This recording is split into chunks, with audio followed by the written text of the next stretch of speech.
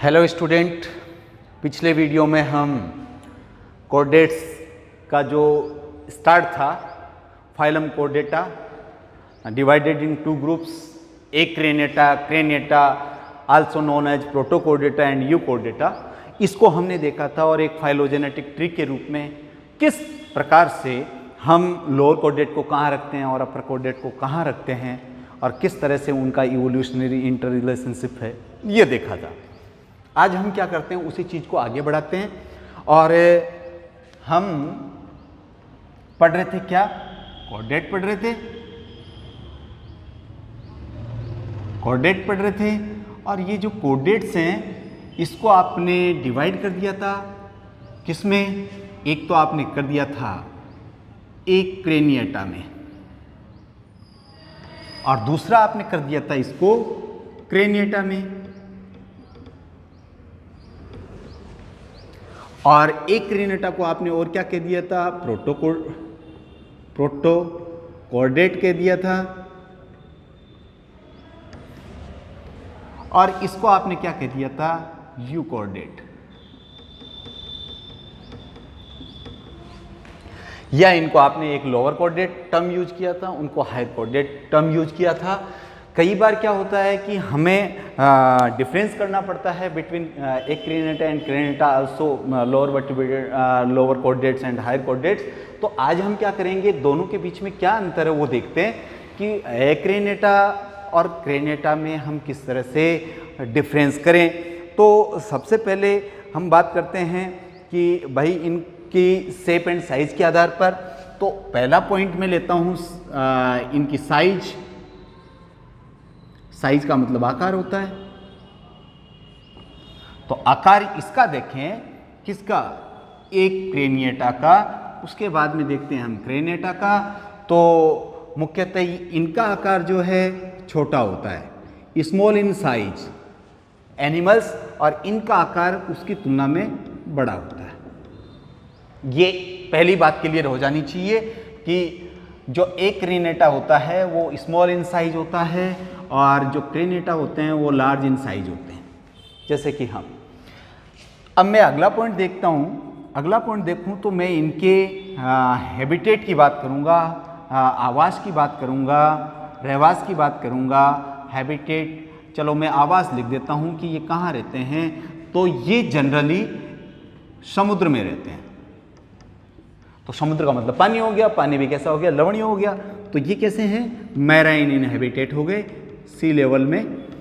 और इनको देखें तो ये सब जगह मिलते हैं, जल पे भी मिलते हैं, थल पे भी मिलते हैं, वायु में भी मिलते हैं, एटसेट्रा। तो दूसरा पॉइंट आपने देख लिया। पहला देखा आपने कि कौन बड़े हैं कौन छोटे हैं। दूसरा पॉइंट आपने देखा कि ये कहाँ रहते हैं और वो वाले कहाँ रहते हैं। इसके बाद में हम तीसरा पॉइंट देखते हैं कि जो ऑर्गेनाइजेशन लेवल है, अर्थात इनकी बॉडी का जो बनने का प्रक्रम है वो कैसा होता है। जैसे कि हम लेवल ऑफ ऑर्गेनाइजेशन पढ़ते हैं कि सेलुलर है या टिश्यूलर है या ऑर्गन वाला है या ऑर्गन सिस्टम वाला है। तो इसका जो तीसरा बिंदु अगर हम देखें, ऑर्गेनाइजेशन लेवल, इसको बोलते हैं संगठनात्मक स्तर। और जो संगठनात्मक स्तर है वो इनका सरल होता है, यानी इनके शरीर में जटिलताएं नहीं मिलती। जबकि इसका जो संगठनात्मक स्तर है वो कैसा होता है भाई, इसका जटिल होता है। संगठन का जो स्तर है इसका सिंपलेस्ट होता है, जबकि इसका कैसे होता है, इसका जटिल होता है। तो इसको हम एक शब्द और यूज कर सकते हैं यहाँ पर कि इनमें जो सरलतम है वो निम्न स्तर का है। और इसके लिए एक शब्द और यूज कर सकते हैं कि यहाँ पर उच्च स्तर का संगठनात्मक स्तर मिलता है। तो ये बात हुई किसकी, ये बात हुई ऑर्गेनाइजेशन लेवल की। और ये निम्न स्तर है, इसीलिए इनको निम्न कोऑर्डिनेट्स कहेंगे। और ये इनका उच्च स्तर है, इसीलिए उनको क्या कहेंगे, हम हायर कोऑर्डिनेट्स कहेंगे। फिर देखते हैं हम नोटोकोड। अब नोटोकॉर्ड की बात जब आती है, पृष्ठरज्जु की बात आती है, तो ये हम देखते हैं कि भाई कोडेट्स के जो 3 प्राइमरी जनरल कैरेक्टर थे, जिनके बेस पे हम किसी भी प्राणी को कोडेट या नॉन कोडेट में डिवाइड करते हैं, उसमें नोटोकॉर्ड, नर्व कॉर्ड और फेरेंजियल गिल क्लिफ्ट, ये 3 हमने इनिशियल वीडियोस में देखे थे। तो जो कोडेट्स प्राणी है उसमें हमने नोटोकॉर्ड वाला जब टॉपिक पढ़ा था या नोटोकॉर्ड वाला जब पॉइंट को आइडेंटिफाई किया था, तो मैंने एक बात कही थी कि नोटोकॉर्ड की प्रेजेंस जीवन की किसी न किसी अवस्था में हो सकता है, पूरी लाइफ में वो मिले, और हो सकता है कि नोटोकॉर्ड जो है कन्वर्ट हो जाए किसी और स्ट्रक्चर में, ये हम पढ़े थे। तो यहाँ पर उसी पॉइंट को मैं फिर से करूँगा कि ये जो नोटोकॉर्ड है, एक क्रेनेटा या जो प्रोटोकोडेट्स हैं उनमें जीवन भर उपस्थित होती है, जबकि इनमें देखें तो वो जीवन भर उपस्थित नहीं होती। तो नोटोकॉर्ड बाद में अगर देखें तो नहीं मिलेगी, अर्ली एम्ब्रियोनिक स्टेज में मिल सकती है। तो ये नोटोकॉर्ड की बात हुई भाई कि नोटोकॉर्ड उपस्थित होगा या नहीं होगा, ये बात देखनी है। अब इसके बाद में देखते हैं हम नर्व कॉर्ड की बात कर रहे थे हम, और नर्व कॉर्ड में हमने देखा था उसके आगे का पार्ट ब्रेन बना रहा था, पीछे का स्पाइनल कॉर्ड बना रहा था। तो इसमें जो ब्रेन जैसे स्ट्रक्चर या ब्रेन को कवर करने वाला जो स्कल होता है उसकी स्ट्रक्चर, तो उनका क्या होता है। तो इसमें अगर हम क्रेनियम की बात करें,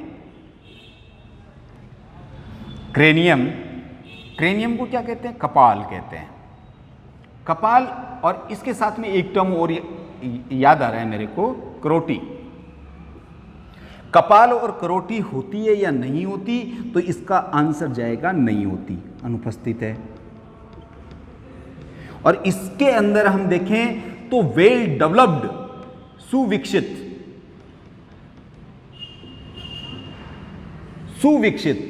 कपाल व करोटी क्या होंगे, उपस्थित होंगे। तो यहां आपने देखा क्रेनियम जो है, कपाल और करोटी है, एक में नहीं होता और दूसरे में पूरी तरह से बहुत ही सुविकसित तरीके से उपस्थित हैं। अब इसके आगे अगर हम देखें तो कपाल की बात आ गई, करोटी की बात आ गई, तो हार्ट की बात कर ली जाए कि इनके पास जो दिल है, जिसे कि आप हार्ट कहते हो, हृदय, वो होता है या नहीं होता। तो हार्ट के बगैर तो आदमी जिएगा कैसे, कोई भी प्राणी जी नहीं सकता ना। तो इसलिए हार्ट की अगर बात करें तो हार्ट तो सबके पास है, सभी प्राणी के पास है। इसको क्या बोलते हो आप, हृदय बोलते हो, हृदय। तो ये जो हृदय है इसमें देखना क्या है, उसमें चेंबर है या नहीं है, कक्षों की उपस्थिति होती है या नहीं होती, तो हम लिखेंगे एब्सेंट। एब्सेंट का मतलब अनुपस्थित। यानी ये समझिए कि ये अगर हार्ट है, तो इसमें चेंबर लेस होगा। ये क्या होगा, चेंबर लेस, अर्थात इसमें आलिंद और नीले वाली स्ट्रक्चर आपको देखने के नहीं मिलेगी। आप अगर हार्ट के अंदर एट्रियल और वेंट्रिकल को, राइट को, लेफ्ट को ढूंढने लगोगे तो नहीं मिलेगा। तो फिर कहाँ मिलेगा ये, यहाँ मिलेगा। हार्ट जो है चेंबर विद चेंबर होता है। चेंबर का मतलब क्या होता है, कक्ष होते हैं। तो इस हार्ट को हम क्या कहेंगे, कक्ष युक्त कहेंगे। तो ये डिपेंड करता है कि प्राणी कैसा है। हो सकता है उसमें एक तरफ आलिंद हो, एक तरफ निलय हो सकता है वो प्राणी ऐसा है जिसमें 2 आलिंद हो, 1 निलय हो सकता है वो ऐसा प्राणी हो कि उसके अंदर 2 आलिंद और 2 निलय हो, जैसे कि आप हो, जैसे कि मैं हूं। तो इसमें ये जो कहलाते हैं, ये क्या कहलाते हैं भाई, ये इसके चेंबर कहलाते हैं। जैसे कि मानव के हार्ट में कितने चेंबर हो गए, 4 चेंबर हो गए। और अगर आप पीसीज की बात करोगे तो 2 चेंबर हो गया हार्ट। अगर आप एम्फीबिया की बात करोगे तो 3 चेंबर हार्ट हो गया। अगर आप रेप्टिलिया की बात करोगे तो क्रोकोडाइल को छोड़ दो, बाकी के सब के अंदर 3 चेंबर हार्ट होगा। अगर बर्ड की बात करोगे, जितने भी पक्षी हैं उनकी बात करोगे तो 4 चेंबर हार्ट होगा। तो हम मछली, मेंढक, सर, पक्षी, मानव, इनकी बात करें तो इनमें चेम्बर मिलेंगे। तो हम सब किस में आएंगे? यूकोडेट्स में आएंगे या क्रेनेटा जो ग्रुप है उसमें आएंगे। तो ये हुआ आपका अगला पॉइंट। अब देखते हैं हम आरबीसी की बात करते हैं। आरबीसी को क्या कहते हो भाई? रेड ब्लड सेल्स बोलते हो। और रेड ब्लड सेल्स जो हैं, रेड ब्लड जो सेल्स हैं, इसमें आप एब्सेंट करोगे, इसका मतलब पिगमेंट है वो ब्लड प्लाज्मा में घुला रहेगा, और इसमें आप उपस्थित करोगे, प्रेजेंट करोगे। क्या करोगे? प्रेजेंट।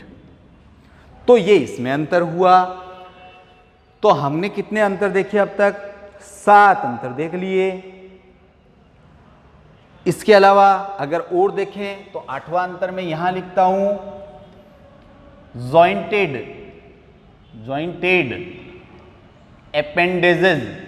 एपेंडेजेस। इसका मतलब क्या होता है? इसका मतलब होता है जोड़ीदार उपांग। जोड़ीदार उपांग, अंगों के निकलने वाले उपांग। तो जोड़ीदार उपांग जो हैं वो किसमें होंगे और किसमें नहीं होंगे? तो इसमें आप कर दो उपस्थित और इसमें आप कर दो अनुपस्थित। यानी हमारे अंदर जो है जोड़ीदार उपांग नहीं होंगे, जबकि प्रोटोकोडेट्स हैं उनके अंदर जोड़ीदार उपांग देखने को मिलेंगे। और अगर बात करें कि भाई हमारे अंदर जबड़े हैं तो जो होंगे वो हमारे अंदर होंगे, जबकि इनके अंदर। तो यहाँ पर मैं एक नोवा पॉइंट भी लिखता हूँ, जॉज का मतलब क्या होता है? जबड़े होते हैं भाई, जबड़ा। हमारे के लोअर और अपर 2 जबड़े हैं, तो वैसे ही जबड़े की बात करें तो वास्तविक जो जबड़े होते हैं वो इसमें एब्सेंट होंगे और इसमें क्या होंगे भाई? प्रेजेंट होंगे। तो आपने ये देख लिया है कि जो कोडेट्स प्राणी हैं उनके जो हैं उनमें वास्तविक जबड़े हैं, प्रोटोकोडेट्स में तो एब्सेंट होंगे, जबकि यूकोडेट्स हैं उनमें वास्तविक जबड़े मिलेंगे। इसके बाद में ये हमने 9 पॉइंट देख लिए हैं, कंटिन्यूसली आप देख पा रहे हैं। और इन 9 को देखने के बाद में अगर हम एक और 10वां पॉइंट देख लें तो आपने कोडेट्स का जो 3rd पॉइंट उसके आइडेंटिफिकेशन का पढ़ा था, ग्रसनीय क्लोम दरारें, जिसे कि फेरेंजियल गिल क्लेफ्ट या स्लिट आपने कहा था। तो ये 10वां पॉइंट हम यहाँ देखते हैं कि जो ग्रसनीय फेरेंजियल गिल यानी क्लोम दरारें यानी सिल्स, ग्रसनीय क्लोम दरारें जो हैं इनमें स्थायी रूप से उपस्थित मिलती हैं, और जबकि इसमें देखोगे तो ये स्थायी रूप से उपस्थित नहीं होती, स्थायी रूप से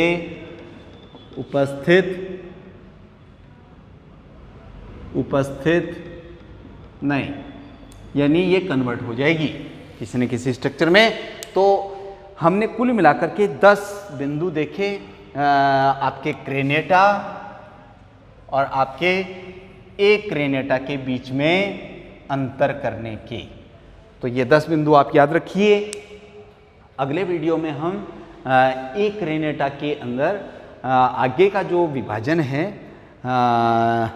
एग्नेथा और गनेथोस्टोमेटा वो देखेंगे, साथ में इसके सफाइलम्स पढ़ेंगे, हेमिकॉर्डेटा, यूरोकोर्डेटा, सेफेलोकोर्डेटा, इनके बारे में हम पढ़ेंगे। और बाकी का जो भी टॉपिक बचेगा नेथोस्टोमेटा में और उसकी क्लासेज टेट्रापोडा, साइक्लोस्टोमेटा, उनको भी धीरे धीरे करके हम पढ़ेंगे। आप कंटिन्यूसली पहले क्लासिफिकेशन को देखिए, पिछले 3 वीडियो, एक इनका इवोल्यूशनरी रिलेशनशिप वाला और ये वाला, उसके बाद में हम क्लासिफिकेशन को आगे बढ़ाते हैं। Thank you for watching, welcome.